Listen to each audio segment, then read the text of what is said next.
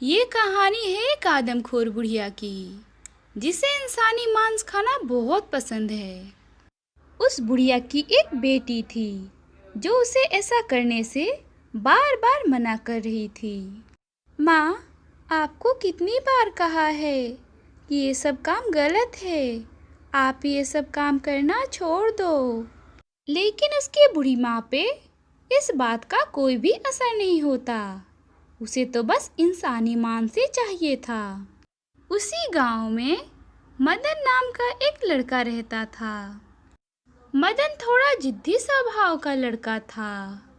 वह सुबह सवेरे उठकर अपनी बकरियों को लेकर नदी के किनारे चराने जाता था। दिन भर बकरियां चराने के बाद वह शाम को अपने घर आ जाता था। मदन की यही दिनचर्या थी। मदन एक दिन बकरियां चराने गया था, लेकिन उसे बहुत जोरों की भूख लग गई। उसने चारों तरफ देखा, तभी उसकी नज़र नदी में बहकर आ रहे एक आम पर पड़ती है। अरे वाह, क्या बात है। लगता है यह आम मेरे लिए ही इधर आ रहा है। फिर मदन उस आम को झट से उठाकर खाने लगता है। अरे वाह, क्या बात है। यह आम तो गुण से भी मीठा है। काश ऐसे ही मुझे रोज रोज मीठे आम खाने को मिल जाते। तभी मदन के दिमाग में एक आइडिया आता है। अरे हाँ, क्यों ना मैं इस गुठली को यहीं ज़मीन में गाड़ दूँ। इससे जब पेड़ निकलेगा तब मुझे हर वक्त ऐसे ही मीठे मीठे आम खाने को मिल जाया करेगा। ऐसा सोचकर मदन उस गुठली को वहीं जमीन में गाड़ देता है। फिर अपनी बकरियों को लेकर मदन अपने घर की तरफ चल देता है। हुर्र, चल चल चल, हुर्र। ऐसे ही कुछ दिन बीत जाते हैं। मदन के लगाए हुए गुठली से एक छोटा सा पौधा निकल आता है। मदन जब उस जगह पर गया तब वह यह देखकर बहुत ज़्यादा खुश हो गया। अरे वाह वाह वाह, क्या बात है। मेरी गुठली से तो पौधा निकल आया। अब बहुत जल्द ही यह बड़ा होकर मुझे वैसे ही मीठे मीठे और स्वादिष्ट आम खाने को देगा। इतना कहकर मदन फिर से रोज की तरह अपने घर चला गया। ऐसे ही कुछ दिन और बीत गए और धीरे धीरे वह छोटा सा पेड़ एक बहुत बड़े पेड़ में बदल गया। फिर से मदन उस जगह पर आया। जब उसने देखा कि उसका एक छोटा सा पेड़ बहुत बड़ा पेड़ बन गया है, तब वह बहुत ज़्यादा खुश हो गया। मेरा एक छोटा सा पेड़ कितना बड़ा पेड़ बन गया है। अब बस भगवान करे कि जल्दी से इसमें मीठे मीठे आम का फल लग जाए, ताकि मैं उसे मजे मजे से खा सकूं। बहुत ही जल्द उस पेड़ के ऊपर बहुत ही सुंदर सुंदर और मीठे मीठे आम के फल लग जाते हैं। मदन जब अपने पेड़ को देखने आया तब उसने देखा कि उसके पेड़ पे तो बहुत ही सुंदर सुंदर आम का फल लग चुका है। उसने सोचा कि क्यों ना इस पेड़ के ऊपर चढ़ के मैं मज़े से इस आम को खाऊं। यह सोचकर मदन उस पेड़ के ऊपर चढ़ गया और मज़े से बैठकर वह आम खाने लगा। इतना स्वादिष्ट और मीठा मीठा आम खाकर तो मज़ा ही आ गया। ऐसा करता हूँ, मैं थोड़े से आम तोड़कर अपने घर ले चलता हूँ। फिर मदन ने बहुत सारे आम तोड़े और उसे लेकर अपने घर की तरफ चल दिया। ऐसे ही एक दिन मदन अपने आम के पेड़ पर बैठकर आम खा रहा था। तभी वह आदमखोर बुढ़िया इंसान की तलाश में निकली हुई थी। उस बुढ़िया ने चारों तरफ देखा, लेकिन उसे कहीं भी इंसान नजर नहीं आया। तभी उसकी नज़र आम के पेड़ पे बैठे हुए मदन के ऊपर पड़ती है। तब वह मदन से कहती है, अरे बेटा, मैं बहुत ही भूखी हूँ। क्या तुम अपने आम में से मुझे एक आम खाने को दोगे? हाँ हाँ अम्मा, क्यों नहीं। तुम्हें आम खाना है, ये लो। फिर मदन अपने आम के पेड़ से एक आम तोड़कर बुढ़िया की तरफ फेंकता है। लेकिन बुढ़िया बहाना बनाते हुए मदन से बोलती है, अरे ये क्या बेटा, ये आम तो कच्चा है, मुझे तो पका हुआ आम खाना है। कोई बात नहीं अम्मा, तुम दूसरा आम ले लो। फिर मदन दूसरी बार उस बुढ़िया की तरफ एक आम तोड़कर देता है। अरे ये क्या बेटा, ये आम तो सड़ा हुआ है, मैं इसे कैसे खाऊंगी? फिर से भोला तीसरी बार बुढ़िया की तरफ एक आम फेंकता है। बेटा, ये आम तो कीचड़ में चला गया, मैं इसे कैसे खाऊंगी? अच्छा बेटा, तुम उस आम को छोड़ो। क्या वह तुम्हारी बकरियां हैं? देखो, वह नदी की तरफ जा रही हैं। यह सुनकर मदन बहुत घबरा जाता है और वह नीचे छलांग लगाने की सोचने लगता है। उस चालाक बुढ़िया ने मदन के कूदने से पहले ही अपना थैला खोल कर रखा था। मदन ने जैसे ही छलांग लगाई, वह सीधा उसके थैले में आ गिरा। फिर बुढ़िया ने जल्दी से अपने थैले का मुंह बांध दिया और उसे लेकर जाने लगी। चलते चलते बुढ़िया अपने मन में बहुत ही खुशी मना रही थी। मैं इसे घर ले जाकर बहुत ही अच्छे से पकाऊंगी। आखिर इतने दिनों बाद मुझे इंसानी मांस जो खाने को मिला है। चलते चलते बहुत देर हो गई। बुढ़िया मदन को ले जाते हुए बहुत थक गई थी और उसे प्यास लगने लगी। तभी उसे रास्ते में एक व्यक्ति दिखाई देता है।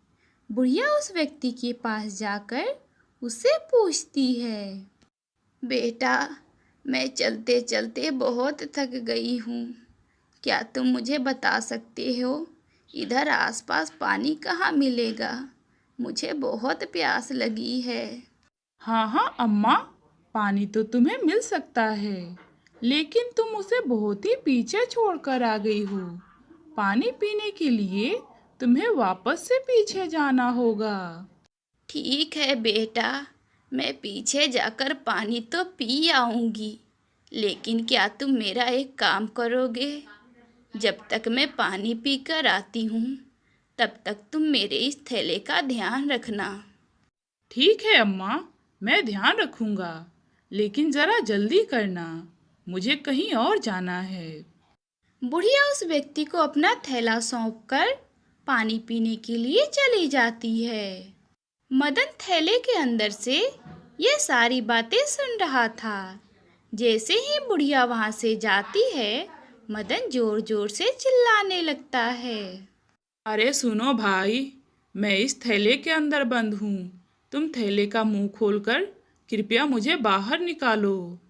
थैले के अंदर से आवाज सुनकर उस व्यक्ति को बहुत ही हैरानी हुई, लेकिन उसने हिम्मत करके उस थैले का मुंह खोला। अरे भाई, तुम इस थैले के अंदर कैसे आए? और ये बूढ़ी अम्मा तुम्हें कहाँ लेकर जा रही थी? अब मैं तुम्हें क्या बताऊं भाई, ये बुढ़िया बहुत ही चालाक है। मैं अपने आम के पेड़ पे बैठा हुआ था और ये जाकर मुझसे आम मांगने लगी, जिसके बाद मैंने इसे आम खाने के लिए दिया। तब वह बहाने बनाने लगी और ऐसे ही करके इसने धोखे से मुझे अपने थैले के अंदर बंद कर लिया। ठीक है भाई, लेकिन जरा जल्दी करो, अब वह बुढ़िया आने ही वाली होगी। तुम यहाँ से भाग जाओ और मैं इस थैले के अंदर ईंट पत्थर रख देता हूँ। उस व्यक्ति के कहे अनुसार मदन वहां से जल्दी से भाग जाता है और वह व्यक्ति बुढ़िया के थैले में बहुत सारे ईंट पत्थर रख देता है और थैले का मुंह बंद कर देता है। तभी बुढ़िया पानी पीकर वहाँ पर वापस आती है और अपना थैला उठाकर वहाँ से चली गई। घर जाकर जब बुढ़िया ने अपना थैला खोला तो वह देखकर हैरान हो गई, क्योंकि उस थैले में ईंट पत्थर भरे हुए थे। बुढ़िया को बहुत ही गुस्सा आया और उसने सोचा कि मैं इस लड़के को सबक सिखा कर रहूंगी, मैं तो इसका ही मांस खाऊंगी। ऐसे ही कुछ दिन बीत गए और बुढ़िया फिर से मदन के पास गई। मदन अपने पेड़ के ऊपर बैठकर मजे से आम खा रहा था।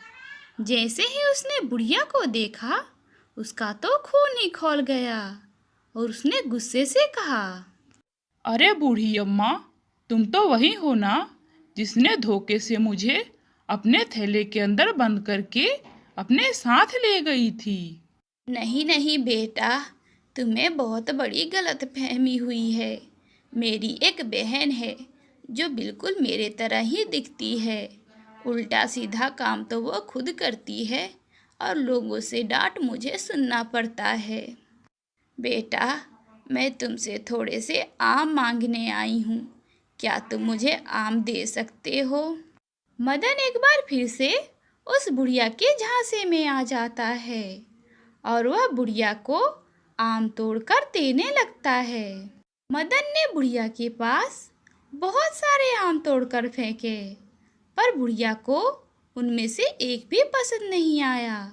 उसने मदन से कहा, बेटा, ये सारे आम तो वैसे तो ठीक ही हैं, लेकिन ऊपर जो डाली में आम दिख रहा है वो इनसे भी ज़्यादा अच्छा है। क्या तुम मुझे वो आम तोड़कर दे सकते हो? हाँ अम्मा, दे सकता हूँ। अगर तुम्हें वही आम खाना है तो रुको, मैं अभी तुम्हें वह आम तोड़कर देता हूँ। फिर मदन उस ऊंची डाली के आम को तोड़ने की कोशिश करने लगता है। बहुत कोशिश करने के बाद मदन से वह आम नहीं टूटता है और कोशिश करते करते मदन का पैर फिसल जाता है और चालाक बुढ़िया ने एक बार फिर से अपने थैले का मुंह खोल कर रखा था। जैसे ही मदन नीचे गिरा तो उसके थैले में ही जा गिरा। इस बार बुढ़िया ने अपने थैले का मुंह बहुत ही कसकर बंद कर दिया और वह रास्ते में कहीं नहीं रुकी, वह सीधे अपने घर गई। बेटा, तुमने तो मुझे पिछली बार धोखा दे दिया था, लेकिन इस बार तुम्हें कौन बचाएगा? बुढ़िया ने मदन को अपने घर के एक कोने में रख दिया और बाजार से मसाला लेने के लिए चली गई। इतने में ही बुढ़िया की बेटी घर में आई। उसने जब थैले को हिलते डुलते देखा तब उसके मन में शक हुआ, हे भगवान, कहीं माँ ने फिर से तो इस बार किसी इंसान को पकड़कर तो नहीं लाया है। मुझे इस थैले को खोलकर देखना चाहिए। फिर जैसे ही बुढ़िया की बेटी ने थैले का मुंह खोला तो उसमें से मदन बाहर आया। अरे तुम इस थैले के अंदर कैसे आए? अब जल्दी से यहाँ से भाग जाओ, नहीं तो माँ आती ही होगी। बुढ़िया की बेटी ने भी मदन को वहाँ से भगा दिया और बहुत ही चालाकी से उस थैले के अंदर बहुत सारे बाल डाल दिए और जानवरों की हड्डियाँ। थोड़ी ही देर में बुढ़िया मसाले लेकर घर आई। उसने कढ़ाई में पानी रखकर चूल्हे के ऊपर रख दिया और जल्दी से उस थैले को ले जाकर उस कढ़ाई में डाल दिया। जैसे ही पानी में उबाल आया तब उस थैले में से बहुत सारे बाल और हड्डियां निकलने लगी। बुढ़िया यह देखकर घबरा गई। उसने सोचा कि इतने सारे बाल कहाँ से आए, वो भी इतने बड़े बड़े। उसे यह चिंता सताने लगी कि कहीं उस लड़के ने चालाकी से इस थैले के अंदर उसकी बेटी को तो बंद नहीं कर दिया। वह जोर जोर से चिल्ला चिल्ला कर रोने लगी। तभी उसकी बेटी उसके सामने आई। माँ, मैं तो आपको शुरू से ही कह रही हूँ कि आप ये सब काम करना छोड़ दो, ये गलत है। आज आपको पता चला ना कि किसी भी इंसान को अपनों को खोने का कितना बड़ा दर्द होता है। हाँ बेटी, तुम बिल्कुल ठीक कह रही हो। आज मुझे पता चला कि अपनों को खोने का कितना दर्द होता है। आज से ही मैं ये सब काम करना छोड़ दूंगी। मेरी बच्ची, तू सही सलामत है।